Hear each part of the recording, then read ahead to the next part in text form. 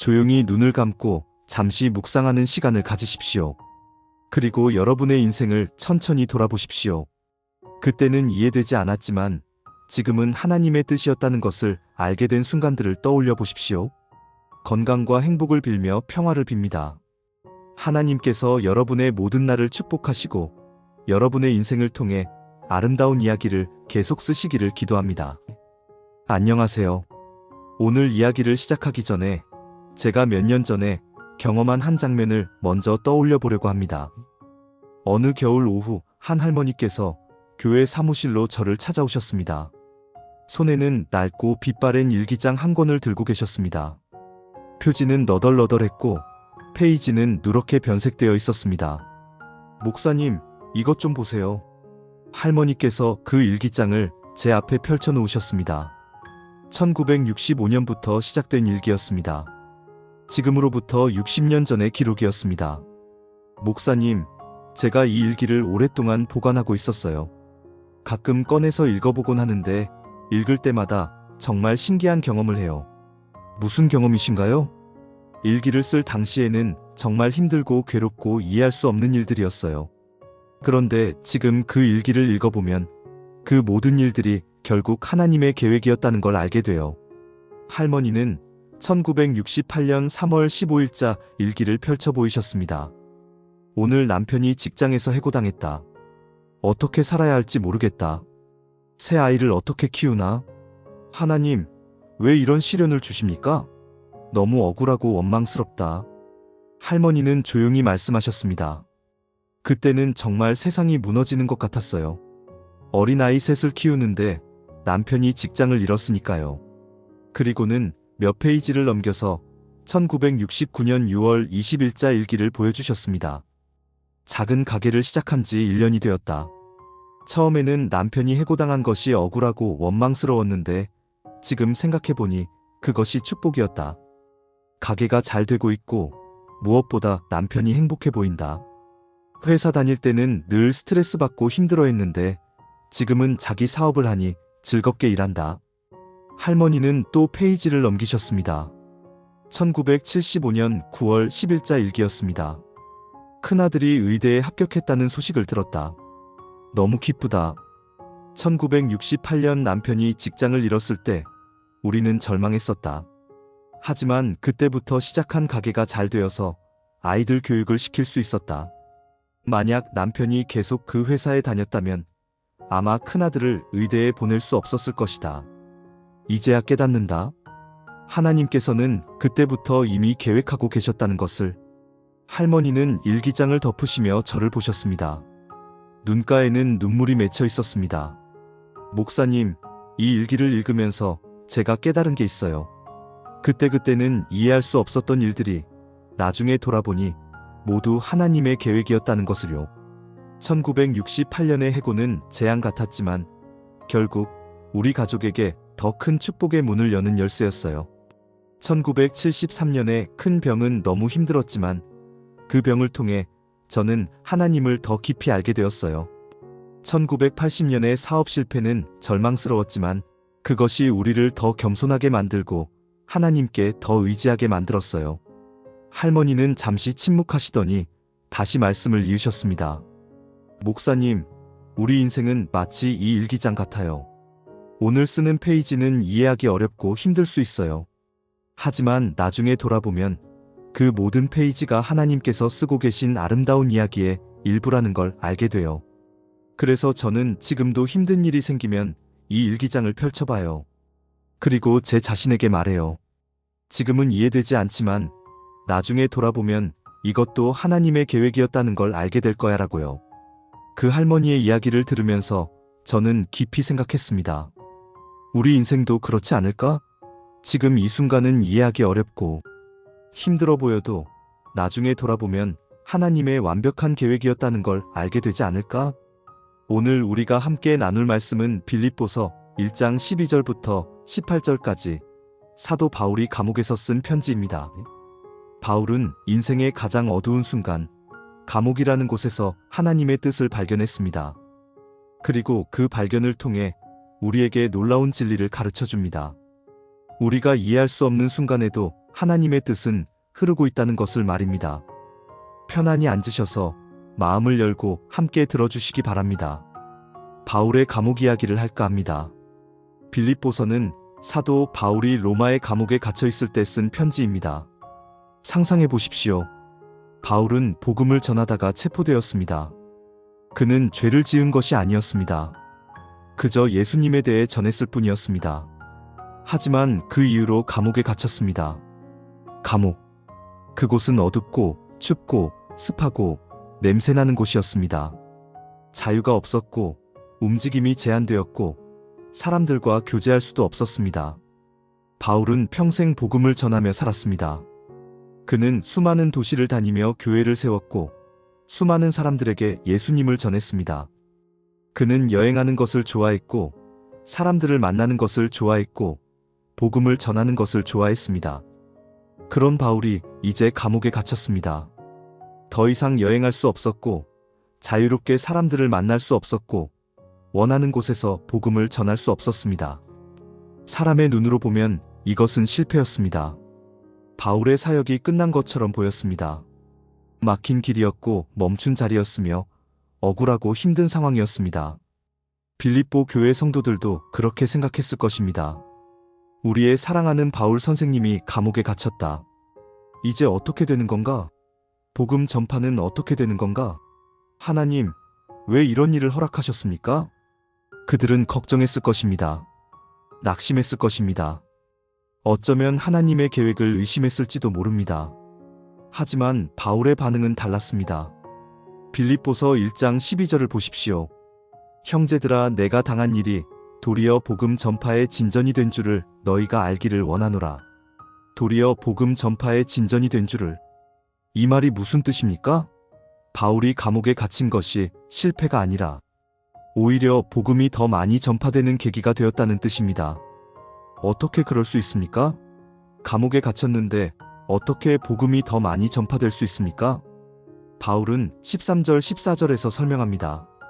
이러므로 나의 매임이 그리스도 안에서 온 시위대 안과 그 밖의 모든 사람에게 나타났으니 형제 중 다수가 나의 매임으로 말미암아 주 안에서 신뢰함으로 겁없이 하나님의 말씀을 더욱 담대히 말하게 되었느니라. 바울이 감옥에 갇히자 그를 지키는 로마 군인들 시위대의 복음을 듣게 되었습니다. 바울은 감옥에서도 복음을 전했고 그 군인들이 예수님에 대해 알게 되었습니다.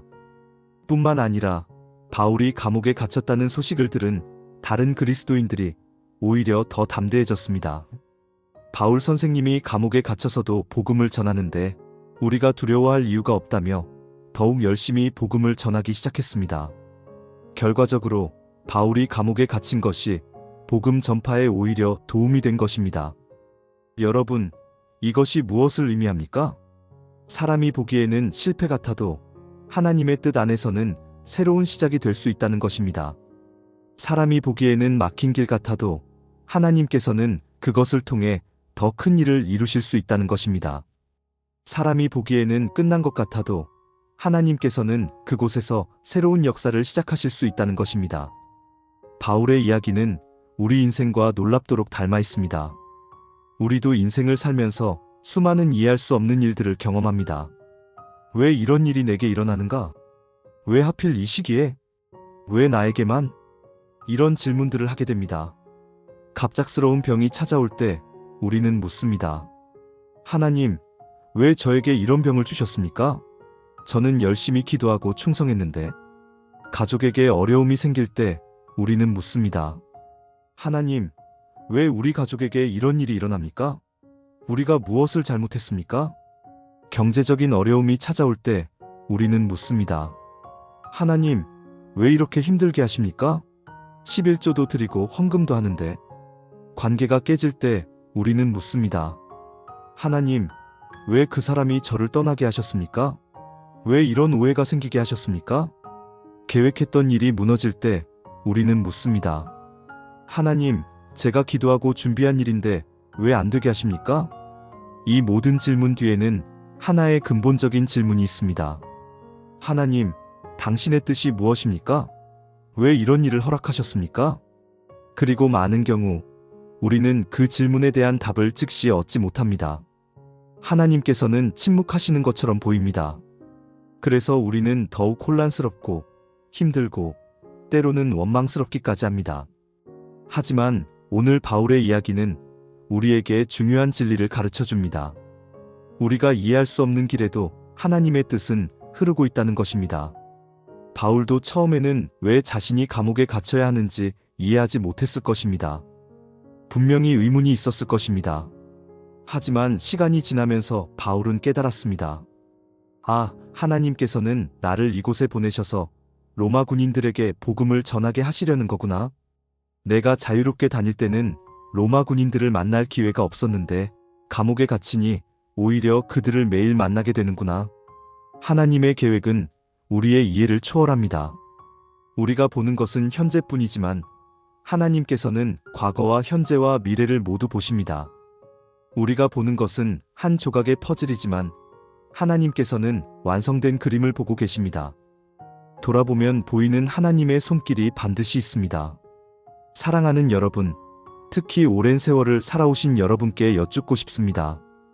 여러분의 지난 세월을 돌아보면 그때는 이해되지 않았지만 돌이켜보니 하나님의 뜻이 있었다는 순간이 있지 않으신가요? 젊었을 때 계획했던 일이 무너져서 절망했는데 나중에 보니 그것이 더 좋은 기회로 이어졌던 경험이 있지 않으신가요? 원하지 않았던 변화가 생겨서 힘들었는데 나중에 보니 그 변화가 축복이었던 경험이 있지 않으신가요? 떠나보내야 했던 사람 때문에 아팠는데 나중에 보니 그것이 필요한 과정이었다는 것을 깨달은 적이 있지 않으신가요? 제가 목회하면서 만난 많은 어르신들이 이렇게 말씀하셨습니다. 목사님, 젊었을 때는 모든 것이 억울하고 이해되지 않았어요. 하지만 지금 돌아보니 그 모든 일들이 다 하나님의 계획이었더라고요. 그때는 왜 하나님께서 제 기도를 들어주지 않으시나 원망했어요. 하지만 나중에 보니 하나님께서 제가 원했던 것보다 더 좋은 것을 주시려고 기다리게 하신 거였어요. 그때는 왜 이런 시련을 주시나 하고 힘들어했어요. 하지만 그 시련을 통해 제 신앙이 성장했고 하나님을 더 깊이 알게 되었어요. 요셉의 이야기를 기억하십니까? 요셉은 형들에게 팔려 애굽의 노예가 되었습니다. 억울하고 이해할 수 없는 일이었습니다. 하나님, 왜 저를 이렇게 만드십니까? 그 후 억울하게 감옥에 갇혔습니다. 또다시 이해할 수 없는 일이었습니다. 하나님, 저는 죄가 없는데 왜 감옥에 있어야 합니까? 하지만 나중에 요셉은 깨달았습니다. 그 모든 과정이 하나님께서 그를 애굽의 총리로 세우시기 위한 준비 과정이었다는 것을 말입니다. 창세기 50장 20절에서 요셉은 형들에게 이렇게 말합니다. 당신들은 나를 해하려 하였으나 하나님은 그것을 선으로 바꾸사 오늘과 같이 많은 백성의 생명을 구원하게 하시려 하셨나니 당신들은 해하려 하였으나 하나님은 그것을 선으로 바꾸사 사람은 악을 계획했지만 하나님께서는 그것을 선으로 바꾸셨습니다. 사람은 실패를 만들려 했지만 하나님께서는 그것을 성공으로 바꾸셨습니다. 사람은 끝을 만들려 했지만 하나님께서는 그것을 새로운 시작으로 바꾸셨습니다. 이것이 하나님의 방식입니다. 로마서 8장 28절은 약속합니다. 우리가 알거니와 하나님을 사랑하는 자, 곧 그의 뜻대로 부르심을 입은 자들에게는 모든 것이 합력하여 선을 이루느니라. 모든 것이 합력하여 선을 이루느니라. 좋은 일만 선을 이루는 것이 아닙니다. 나쁜 일도 힘든 일도 이해할 수 없는 일도 모든 것이 합력하여 선을 이룹니다. 왜냐하면 하나님께서 그 모든 것을 사용하시기 때문입니다. 제가 아는 한 할아버지의 이야기를 들려드리겠습니다. 이 할아버지는 올해 80세이신데 60세 때 심각한 심장병 진단을 받으셨습니다. 의사는 수술이 필요하다고 했고 수술 후에도 조심해야 한다고 말했습니다. 할아버지는 그때 충격을 받으셨습니다. 평생 건강하게 사셨는데 갑자기 심장병이라니, 그것도 심각한 상태라니. 하나님, 왜 저에게 이런 병을 주십니까? 저는 교회도 열심히 다니고 헌금도 하고 봉사도 하는데 왜 저에게 이런 시련을 주십니까? 할아버지는 원망스럽고 억울했습니다. 특히 같은 나이 또래 친구들은 건강한데 왜 자신만 이런 병에 걸렸는지 이해할 수 없었습니다. 수술은 성공적으로 끝났지만 의사는 할아버지께 많은 제약을 주었습니다. 술을 끊어야 하고, 담배를 끊어야 하고, 기름진 음식을 피해야 하고, 스트레스를 받지 말아야 하고, 규칙적으로 운동해야 한다고 했습니다. 할아버지는 그때까지 술과 담배를 즐기셨고, 고기를 좋아하셨고, 운동은 거의 하지 않으셨습니다. 이제 모든 것을 바꿔야 했습니다. 처음 몇 달은 정말 힘들었습니다. 술이 생각나고, 담배가 생각나고, 삼겹살이 생각났습니다. 운동하는 것도 귀찮고 힘들었습니다. 하지만 할아버지는 포기하지 않으셨습니다. 의사의 지시를 따랐고, 조금씩 생활 습관을 바꿔나가셨습니다. 그렇게 1년이 지났을 때 놀라운 변화가 일어났습니다. 첫째, 건강이 전보다 훨씬 좋아졌습니다. 심장은 물론이고 전반적인 컨디션이 좋아졌습니다.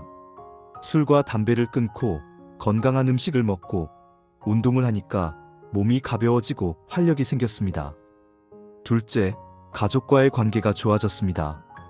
예전에는 술을 마시고 집에 들어가서 가족들과 자주 다퉜는데 이제는 술을 안 마시니까 가족들과 평화롭게 대화할 수 있었습니다. 셋째, 새로운 취미가 생겼습니다. 운동을 하기 위해 등산을 시작했는데 등산이 너무 좋았습니다. 등산하면서 새로운 친구들을 만났고 자연의 아름다움을 발견했습니다. 넷째, 신앙이 깊어졌습니다. 병을 통해 인생이 유한하다는 것을 깨달았고 하나님을 더 깊이 찾게 되었습니다. 새벽 기도에 나가기 시작했고 성경을 더 많이 읽게 되었습니다. 그렇게 20년이 지난 지금 할아버지는 여전히 건강하게 지내고 계십니다. 같은 나이 또래 친구들 중 많은 분들이 건강이 나빠지거나 이미 세상을 떠났는데 할아버지는 여전히 등산을 하시고 봉사활동을 하시며 활발하게 지내십니다. 최근에 할아버지께서 저에게 이렇게 말씀하셨습니다. 목사님, 60세에 심장병 진단을 받았을 때 저는 정말 원망스럽고 억울했어요. 하나님, 왜 저에게 이런 벌을 주십니까? 하고 말이에요. 하지만 지금 돌아보니 그 병이 제 인생 최고의 축복이었어요. 만약 그 병이 없었다면 저는 계속 술 마시고 담배 피우고 건강하지 못한 생활을 했을 거예요. 그랬다면 아마 지금쯤 이미 세상을 떠났거나 심각한 병으로 고생하고 있었을 거예요. 그 병 덕분에 저는 생활 습관을 바꿨고 건강을 되찾았고 가족과의 관계도 회복했어요.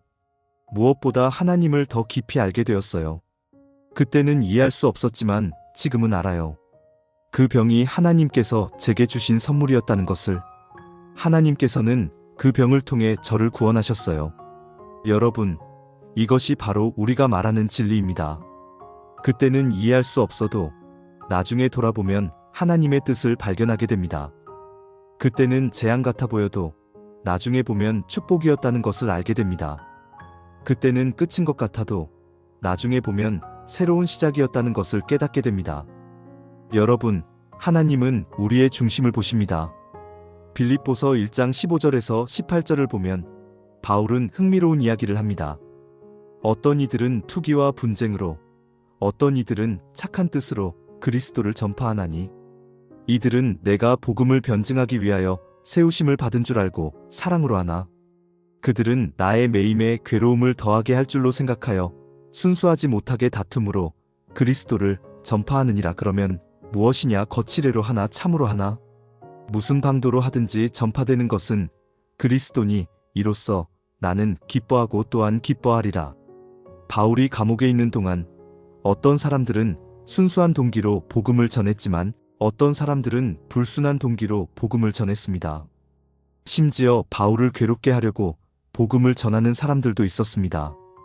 보통 사람이라면 화가 났을 것입니다.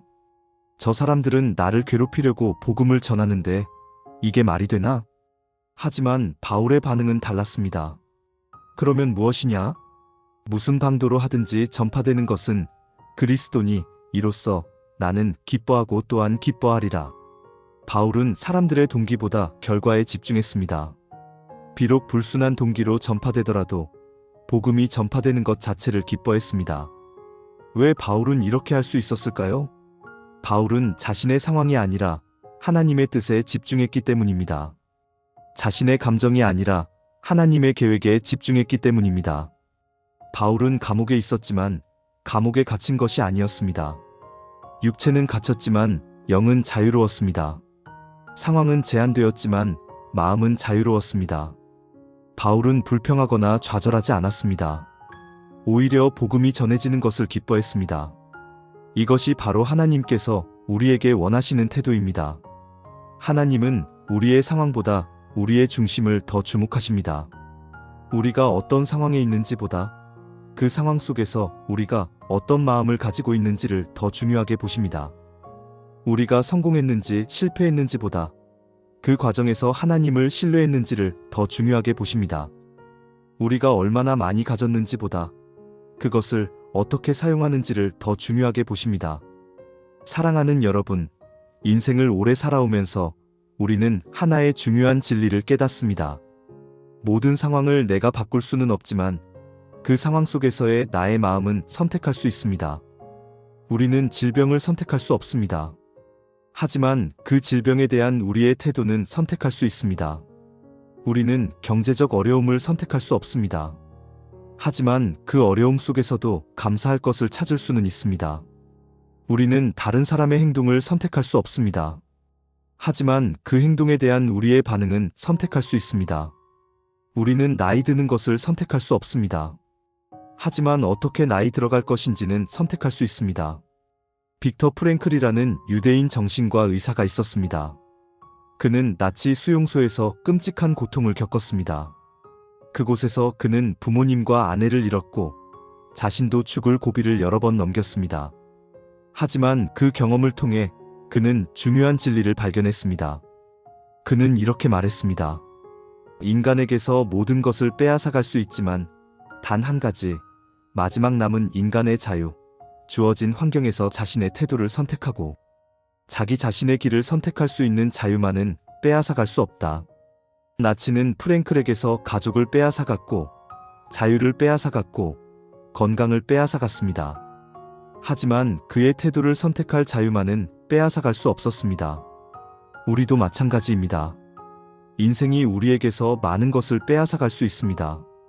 건강을, 재산을, 사랑하는 사람을, 꿈을 빼앗아갈 수 있습니다. 하지만 우리의 태도를 선택할 자유만은 누구도 빼앗아갈 수 없습니다. 바울처럼 우리는 어려움 속에서도 하나님의 뜻을 향한 마음을 잃지 않을 수 있습니다. 바울처럼 우리는 힘든 상황 속에서도 감사할 이유를 찾을 수 있습니다. 바울처럼 우리는 억울한 일을 당해도 불평하지 않고 하나님을 신뢰할 수 있습니다. 그리고 그때 그 순간은 하나님이 사용하시는 순간으로 변화됩니다. 사람은 결과를 봅니다. 하지만 하나님은 과정을 보십니다. 사람은 성공과 실패를 봅니다. 하지만 하나님은 그 안에 있는 마음을 보십니다. 사람은 외모를 봅니다. 하지만 하나님은 중심을 보십니다. 사무엘상 16장 7절은 말합니다. 여호와께서 사무엘에게 이르시되 그의 용모와 키를 보지 말라. 내가 이미 그를 버렸노라. 내가 보는 것은 사람과 같지 아니하니 사람은 외모를 보거니와 나 여호와는 중심을 보느니라 하시더라. 하나님은 우리의 성공이나 성취보다 어떤 마음으로 살아가고 있는지를 더 귀하게 보십니다. 그래서 성경에는 세상적으로 성공한 사람보다 하나님께 신실했던 사람들이 더 많이 기록되어 있습니다. 다윗은 왕이 되기 전 오랫동안 도망자로 살았습니다. 세상이 보기에는 실패한 인생 같았습니다. 하지만 하나님은 다윗의 마음을 보셨습니다. 내 마음에 맞는 사람이라고 하셨습니다. 요셉은 노예가 되고 감옥에 갇혔습니다. 세상이 보기에는 버림받은 인생 같았습니다. 하지만 하나님은 요셉의 신실함을 보셨습니다. 그리고 그를 애굽의 총리로 세우셨습니다. 다니엘은 포로로 잡혀갔습니다. 세상이 보기에는 끝난 인생 같았습니다. 하지만 하나님은 다니엘의 기도 생활을 보셨습니다. 그리고 그를 통해 이방 나라에서도 하나님의 영광을 나타내셨습니다. 여러분의 삶도 마찬가지입니다. 세상이 여러분을 어떻게 평가하든 하나님께서는 여러분의 중심을 보십니다. 여러분이 얼마나 성공했는지보다 얼마나 신실하게 하나님을 섬겼는지를 보십니다. 여러분이 얼마나 많이 가졌는지보다 그것을 어떻게 사용했는지를 보십니다. 여러분이 얼마나 유명한지보다 얼마나 겸손하게 살았는지를 보십니다. 그러니 세상의 평가에 일일비하지 마십시오. 대신 하나님께서 여러분을 어떻게 보시는지에 집중하십시오. 하나님은 더 큰 이야기를 이루신다. 빌립보서 1장 18절에서 바울은 이렇게 말합니다. 이로써 나는 기뻐하고 또한 기뻐하리라. 또한 기뻐하리라. 바울은 지금도 기뻐하지만 앞으로도 기뻐할 것이라고 말합니다. 왜냐하면 하나님께서 하시는 일이 지금으로 끝나지 않고 계속될 것을 알기 때문입니다.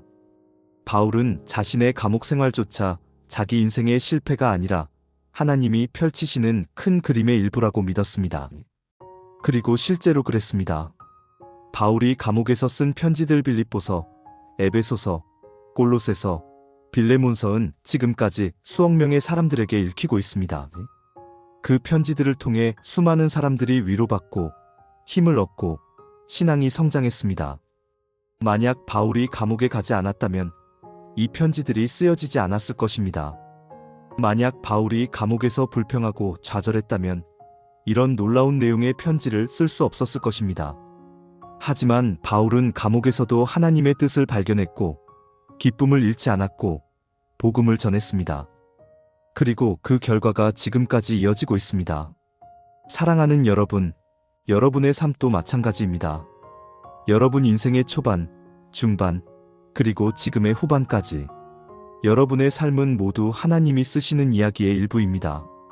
여러분이 이해하지 못한 일도, 너무 마음 아팠던 시간도, 곁에 있던 사람과 떠나간 사람도, 성공한 일과 실패한 일도, 기쁨의 순간과 슬픔의 순간도, 이 모든 것이 하나님께서 쓰고 계신 이야기의 한 페이지입니다. 그리고 그 이야기는 아직 끝나지 않았습니다. 여러분이 지금 80세라도 하나님께서는 여전히 여러분의 인생 이야기를 쓰고 계십니다. 여러분이 지금 힘들고 어려워도 하나님께서는 여전히 여러분을 통해 일하고 계십니다. 여러분이 지금 쓸모없다고 느껴도 하나님께서는 여전히 여러분을 귀하게 여기십니다. 왜냐하면 하나님께서 보시는 것은 지금의 여러분만이 아니라 여러분의 전체 인생이기 때문입니다. 하나님께서는 여러분이 젊었을 때도 보셨고, 중년이었을 때도 보셨고, 지금도 보고 계시고, 앞으로도 계속 보실 것입니다. 그리고 그 모든 시간을 통해 하나님께서는 아름다운 이야기를 만들어가고 계십니다. 제가 아는 한 할머니의 이야기를 들려드리겠습니다. 이 할머니는 올해 88세이신데 평생 평범한 주부로 사셨습니다. 특별한 직업도 없었고 특별한 재능도 없었고 그저 남편을 내조하고 자녀를 키우며 사셨습니다. 남편은 10년 전에 먼저 세상을 떠나셨고 자녀들은 모두 독립해서 각자의 삶을 살고 있습니다. 할머니는 혼자 작은 아파트에서 지내고 계십니다. 몇 년 전 할머니는 깊은 우울감에 빠지셨습니다. 내 인생이 뭐였나? 아무것도 한 게 없네. 그저 남을 위해 살다가 이렇게 늙어버렸네. 할머니는 자신의 인생이 무의미하다고 느꼈습니다. 나는 아무도 도와주지 못했고 아무에게도 영향을 주지 못했고 그저 평범하게 살다가 가는 사람이야. 그렇게 우울하게 지내던 어느 날 장손이 할머니를 찾아왔습니다. 그리고 이렇게 말했습니다. 할머니, 제가 할머니께 꼭 드리고 싶은 말이 있어요. 뭐니? 할머니, 제가 지금 제 인생에서 가장 중요한 결정을 했어요. 저 선교사가 되기로 했어요. 할머니는 깜짝 놀랐습니다. 손자는 좋은 회사에 다니고 있었고 승진도 앞두고 있었습니다. 그런데 갑자기 선교사가 되겠다니. 왜? 무슨 일이 있었니? 할머니, 제가 어렸을 때부터 할머니께서 저를 위해 기도해 주신 거 알고 있어요. 매일 새벽마다 제 이름을 부르며 기도하신 거요. 할머니는 기억했습니다. 정말로 그랬습니다. 손자가 태어난 날부터 할머니는 매일 새벽마다 손자를 위해 기도했습니다. 하나님, 이 아이가 주님을 사랑하는 사람으로 자라게 해주세요. 이 아이를 주님의 일에 쓰임받는 사람으로 키워주세요. 할머니, 저는 어렸을 때 그 기도 소리를 들었어요. 할머니가 저를 위해 울며 기도하시는 소리를요.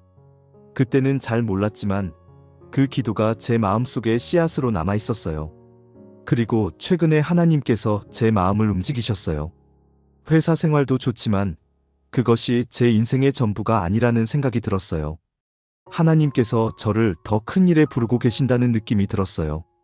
할머니, 제가 이런 결정을 할 수 있었던 것은 할머니의 기도 덕분이에요. 할머니께서 수십 년 동안 저를 위해 기도하셨잖아요. 그 기도가 지금 응답받고 있는 거예요. 손자는 할머니의 손을 잡으며 말을 이었습니다. 할머니는 평범한 인생을 사셨다고 생각하실지 모르지만 저에게는 할머니가 가장 위대한 사람이에요. 할머니의 기도가 제 인생을 바꿨어요. 할머니의 믿음이 저에게 전해졌어요. 그 말을 듣고 할머니는 울었습니다. 자신의 인생이 무의미하다고 생각했는데 자신의 기도가 손자의 인생을 바꾸었다니. 그 후 할머니는 깨달았습니다. 내 인생이 헛되지 않았구나. 내가 한 기도가 헛되지 않았구나. 하나님께서는 내 평범한 삶을 통해 큰 일을 하고 계셨구나. 지금 그 손자는 아프리카에서 선교사로 일하고 있습니다. 그리고 그곳에서 수많은 사람들에게 복음을 전하고 있습니다. 할머니는 이제 88세이지만 여전히 매일 새벽마다 손자를 위해 기도합니다. 그리고 이렇게 말씀하십니다. 목사님, 제가 이제 알았어요. 하나님께서는 제 평범한 인생을 통해 큰 이야기를 쓰고 계셨다는 것을요. 제가 매일 드린 기도가 헛되지 않았고 제가 산 삶이 의미 없지 않았어요. 이제 저는 제 인생이 이미 지나간 시간이 아니라 하나님께서 계속 쓰고 계신 아름다운 이야기라는 것을 믿어요. 여러분, 이것이 바로 우리가 말하는 진리입니다. 여러분의 인생은 이미 지나간 시간이 아니라 하나님께서 계속 쓰고 계신 아름다운 이야기입니다. 여러분이 평범하다고 생각하는 그 삶이 하나님 손에서는 놀라운 이야기가 되고 있습니다. 여러분이 의미 없다고 생각하는 그 일들이 하나님의 계획 속에서는 중요한 역할을 하고 있습니다. 자, 이제 오늘 이야기를 정리해 봅시다. 바울은 감옥에서 하나님의 뜻을 보았습니다. 그리고 기뻐했습니다. 왜 바울은 감옥에서도 기뻐할 수 있었을까요? 첫째, 바울은 자신이 이해할 수 없는 길에도 하나님의 뜻이 흐르고 있다는 것을 믿었기 때문입니다. 감옥은 바울이 원한 곳이 아니었습니다. 이해할 수 없는 상황이었습니다. 하지만 바울은 그곳에서도 하나님의 손길을 보았습니다. 둘째, 바울은 하나님께서 자신의 상황보다 중심을 더 주목하신다는 것을 알았기 때문입니다. 바울은 상황을 바꿀 수 없었습니다. 하지만 그 상황 속에서의 마음은 선택할 수 있었습니다. 바울은 불평 대신 감사를, 좌절 대신 기쁨을, 원망 대신 찬양을 선택했습니다. 셋째, 바울은 하나님께서 자신의 삶 전체를 통해 더 큰 이야기를 이루신다는 것을 믿었기 때문입니다. 바울은 감옥 생활이 자기 인생의 끝이 아니라 하나님 이야기의 한 장면이라고 믿었습니다. 그리고 실제로 그랬습니다. 우리도 인생의 어느 자리에서든 하나님의 뜻은 지금도 흘러가고 있습니다. 지금의 삶이 답답해 보이십니까? 생각했던 길이 막힌 듯 보이십니까? 그러나 하나님은 여러분의 삶을 결코 멈추게 하지 않으십니다. 하나님의 뜻은 여전히 여러분의 삶 속에서 일하고 있으며 여러분이 걸어온 모든 길을 통해 하나님은 지금도 선한 일을 이루고 계십니다. 9번째 이야기, 우리가 할 수 있는 것. 그렇다면 목사님, 우리는 구체적으로 무엇을 해야 합니까? 이런 질문을 하실 수 있습니다. 첫째, 오늘 여러분의 인생을 하나님의 시선으로 다시 바라보십시오. 지금까지 여러분은 자신의 인생을 어떻게 평가해 오셨습니까? 혹시 실패한 인생, 보잘것없는 인생, 의미 없는 인생이라고 생각하지는 않으셨습니까? 하지만 오늘 하나님의 시선으로 다시 보십시오. 하나님께서는 여러분의 인생을 어떻게 보고 계실까요? 하나님께서는 여러분을 사랑하는 자녀, 귀한 존재, 아름다운 이야기라고 부르십니다. 둘째, 과거를 돌아보며 하나님의 손길을 발견하십시오. 여러분의 지난 인생을 천천히 돌아보십시오. 그때는 이해할 수 없었지만 지금은 하나님의 뜻이었다는 것을 알게 된 순간들을 찾아보십시오. 그리고 그 경험을 바탕으로 지금의 상황도 믿음으로 바라보십시오. 지금은 이해되지 않지만 나중에는 하나님의 뜻을 알게 될 것이다. 셋째, 현재의 상황 속에서 감사할 것을 찾으십시오. 바울은 감옥에서도 감사할 이유를 찾았습니다. 로마 군인들에게 복음을 전할 수 있다는 것, 다른 그리스도인들이 담대해졌다는 것을 감사했습니다. 여러분도 지금의 상황 속에서 감사할 것을 찾으십시오. 아무리 어려운 상황에도 감사할 것은 있습니다. 건강이 좋지 않아도 아직 숨 쉴 수 있다는 것에 감사할 수 있습니다. 경제적으로 어려워도 오늘 먹을 것이 있다는 것에 감사할 수 있습니다. 외로워도 하나님께서 함께 하신다는 것에 감사할 수 있습니다. 넷째, 하나님의 뜻을 향한 마음을 잃지 마십시오. 바울은 어떤 상황에서도 복음이 전파되는 것을 최우선으로 생각했습니다. 자신의 유익이 아니라 하나님의 영광을 구했습니다. 우리도 마찬가지입니다. 어떤 상황에서도 하나님의 뜻을 구하고 하나님의 영광을 생각하십시오. 이 상황에서 하나님의 뜻은 무엇입니까? 이 일을 통해 하나님께서 영광 받으실 수 있는 방법은 무엇입니까? 이런 질문을 하며 살아가십시오. 다섯째, 미래를 소망으로 바라보십시오. 바울은 또한 기뻐하리라고 말했습니다. 지금도 기쁘지만 앞으로도 기쁠 것이라는 확신이 있었습니다. 우리도 미래를 소망으로 바라봅시다. 비록 지금은 힘들어도 하나님께서 앞으로 좋은 일을 행하실 것을 믿으십시오. 우리의 미래는 하나님 손에 있습니다. 그리고 하나님은 신실하신 분입니다. 사랑하는 여러분께 특별히 말씀드리고 싶습니다.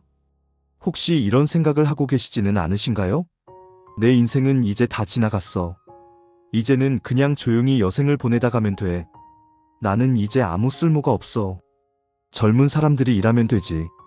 내가 할 수 있는 일이 뭐가 있겠어. 이제는 너무 늙었어. 만약 이런 생각을 하고 계시다면 오늘 그 생각을 내려놓으시기 바랍니다.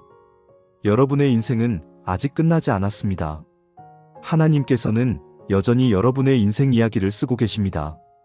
여러분은 결코 쓸모없는 존재가 아닙니다. 하나님께서는 여전히 여러분을 통해 일하기 원하십니다. 여러분이 할 수 있는 일이 많이 있습니다. 나이는 하나님께 제한이 되지 않습니다. 성경을 보십시오. 아브라함은 100세에 아들을 낳았습니다. 모세는 80세에 하나님의 부르심을 받았습니다. 갈렙은 85세에 내게 이 산지를 주소서라고 말했습니다.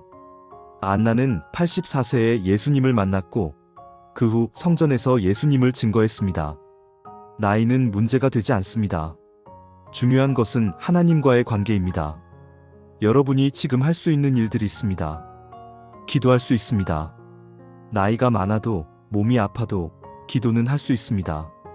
그리고 기도는 엄청난 능력이 있습니다. 격려할 수 있습니다. 젊은 세대에게 힘들어하는 사람에게 격려의 말을 할 수 있습니다. 경험을 나눌 수 있습니다. 여러분이 살아온 인생의 경험은 다음 세대에게 귀한 교훈이 됩니다. 본을 보일 수 있습니다. 여러분이 어떻게 하나님을 신뢰하며 사는지를 보여주는 것만으로도 큰 영향력입니다. 사랑할 수 있습니다. 나이와 상관없이 사랑은 할 수 있습니다. 그리고 사랑은 세상을 변화시킵니다. 그러니 나는 이제 쓸모없다고 생각하지 마십시오. 하나님께서는 여전히 여러분을 귀하게 여기시고 여러분을 통해 일하기 원하십니다. 많은 사람들이 인생의 의미를 잃어버렸다고 느낍니다. 젊었을 때는 목표가 있었어. 가족을 먹여 살려야 했고, 자녀를 교육시켜야 했고, 집을 마련해야 했어. 그런데 이제는 다 이루었어. 이제 뭘 하며 살아야 하나? 이런 공허함을 느끼는 분들이 많습니다. 하지만 오늘 바울의 이야기는 우리에게 인생의 의미를 다시 생각하게 합니다. 바울의 인생 목표는 무엇이었습니까? 복음을 전하는 것이었습니다. 그리고 그 목표는 상황이 바뀌어도 변하지 않았습니다. 바울이 자유로울 때도 복음을 전했고 감옥에 갇혔을 때도 복음을 전했습니다. 상황은 달라졌지만 목표는 같았습니다. 우리도 마찬가지입니다. 인생의 상황은 변해도 우리의 근본적인 목표는 변하지 않아야 합니다. 그 목표는 무엇입니까? 하나님을 사랑하고 하나님께 영광 돌리는 것입니다. 젊었을 때는 일을 통해 하나님께 영광 돌렸다면 나이 들어서는 기도를 통해 하나님께 영광 돌릴 수 있습니다. 젊었을 때는 활동으로 하나님을 섬겼다면 나이 들어서는 지혜로 하나님을 섬길 수 있습니다. 젊었을 때는 힘으로 복음을 전했다면 나이 들어서는 삶으로 복음을 전할 수 있습니다. 방법은 달라져도 목표는 같습니다. 하나님을 사랑하고 하나님께 영광 돌리는 것입니다. 그러니 인생의 의미를 잃어버렸다고 생각하지 마십시오. 단지 그 의미를 실천하는 방법이 달라졌을 뿐입니다. 마지막 당부를 드리고 싶습니다. 사랑하는 여러분, 오늘 이 긴 이야기를 끝까지 들어주셔서 감사합니다.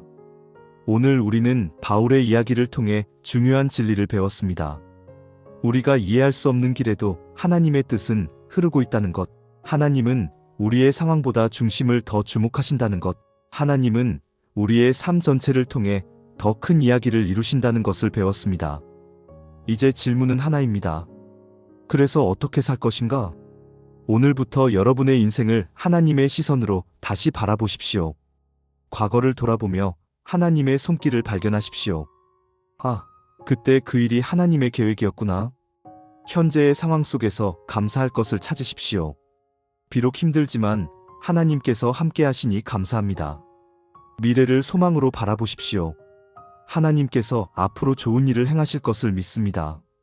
그리고 무엇보다 하나님의 뜻을 향한 마음을 잃지 마십시오. 여러분이 지금 어떤 상황에 있든 하나님의 뜻은 여러분의 삶과 함께 흐르고 있습니다. 지금이 힘든 시기라면 그것은 하나님께서 여러분을 준비시키는 시간일 수 있습니다. 지금이 외로운 시기라면 그것은 하나님께서 여러분을 더 가까이 부르시는 시간일 수 있습니다. 지금이 이해되지 않는 시기라면 그것은 나중에 하나님의 계획을 더 분명히 보게 될 때를 위한 준비일 수 있습니다. 그러니 절망하지 마십시오. 포기하지 마십시오. 낙심하지 마십시오. 하나님께서는 여러분의 삶을 통해 여전히 아름다운 이야기를 쓰고 계십니다. 그분의 뜻은 언제나 여러분의 삶과 함께 흐르고 있습니다. 마무리 기도. 사랑하는 하나님 아버지, 오늘 이 시간 바울의 이야기를 통해 우리에게 말씀해 주시니 감사합니다. 우리가 이해할 수 없는 길에도 주님의 뜻이 흐르고 있다는 것을 깨닫게 하시니 감사합니다. 주님, 우리는 때때로 우리 인생을 이해할 수 없습니다. 왜 이런 일이 일어나는지, 왜 이런 시련을 겪어야 하는지, 왜 계획했던 일이 무너지는지 이해하지 못합니다. 그래서 우리는 원망하기도 하고, 낙심하기도 하고, 포기하고 싶어지기도 합니다. 하지만 오늘 우리는 배웠습니다. 바울처럼 우리가 이해할 수 없는 순간에도 주님의 뜻은 흐르고 있다는 것을 말입니다. 주님, 용서해 주십시오. 우리가 주님의 계획을 의심했던 것을, 주님의 선하심을 믿지 못했던 것을, 눈에 보이는 것만으로 판단했던 것을 용서해 주십시오. 오늘부터 우리가 믿음의 눈으로 우리 인생을 바라보게 하소서. 주님께서 우리 삶을 통해 아름다운 이야기를 쓰고 계신다는 것을 믿게 하소서. 특별히 지금 힘든 시기를 보내고 있는 모든 분들을 위해 기도합니다. 질병으로 고통받고 있는 분들에게 치유의 은혜를 베풀어 주시고 그 고통 속에서도 주님의 뜻을 발견하게 하소서. 경제적인 어려움 가운데 있는 분들에게 공급의 은혜를 베풀어 주시고 그 어려움 속에서도 주님을 신뢰하게 하소서. 관계의 아픔을 겪고 있는 분들에게 위로의 은혜를 베풀어 주시고 그 아픔 속에서도 주님의 사랑을 경험하게 하소서. 외로움과 싸우고 있는 분들에게 임재의 은혜를 베풀어 주시고 주님께서 함께 하심을 깨닫게 하소서. 이해할 수 없는 일들을 겪고 있는 분들에게 지혜의 은혜를 베풀어 주시고 때가 되면 주님의 계획을 보게 하소서. 주님, 특별히 우리 세대를 축복하시옵소서. 그들이 자신의 인생을 이미 지나간 시간이 아니라 주님께서 계속 쓰고 계신 아름다운 이야기로 보게 하소서. 그들이 자신을 쓸모없는 존재가 아니라 주님께서 귀하게 여기시는 존재로 보게 하소서. 그들이 할 일이 없다고 낙심하지 않고 주님께서 여전히 그들을 통해 일하기 원하신다는 것을 믿게 하소서. 그들의 기도가 다음 세대를 변화시키고 그들의 경험이 젊은 세대를 가르치고 그들의 삶이 모든 사람에게 본이 되게 하소서. 주님, 우리 모두가 바울처럼 어떤 상황에서도 주님의 뜻을 구하는 사람들이 되게 하소서. 우리의 상황보다 우리의 중심을 주목하시는 주님 앞에서 올바른 마음과 태도로 살아가게 하소서. 불평 대신 감사를, 좌절 대신 기쁨을, 원망 대신 찬양을 선택하게 하소서. 그리하여 우리 삶이 주님께 영광 돌리는 삶이 되게 하시고 다른 사람들에게 빛이 되는 삶이 되게 하소서. 주님, 우리에게 확신을 주시옵소서. 우리 인생이 주님의 손안에 있다는 확신을, 주님께서 우리를 사랑하신다는 확신을, 주님께서 우리를 통해 선한 일을 이루신다는 확신을 주시옵소서. 그리하여 우리가 어떤 상황에서도 흔들리지 않고 주님만 바라보며 주님의 뜻을 따라 살아가게 하소서. 마지막으로 우리 모두가 인생의 마지막 날에 바울처럼 고백할 수 있게 하소서. 내가 선한 싸움을 싸우고 나의 달려갈 길을 마치고 믿음을 지켰으니 우리의 인생이 주님께 드리는 아름다운 헌신이 되게 하시고 우리의 삶이 주님의 영광을 드러내는 증거가 되게 하소서. 이 모든 기도를 우리를 사랑하시고 우리 삶을 통해 아름다운 이야기를 쓰고 계시는 예수 그리스도의 이름으로 기도드립니다. 아멘.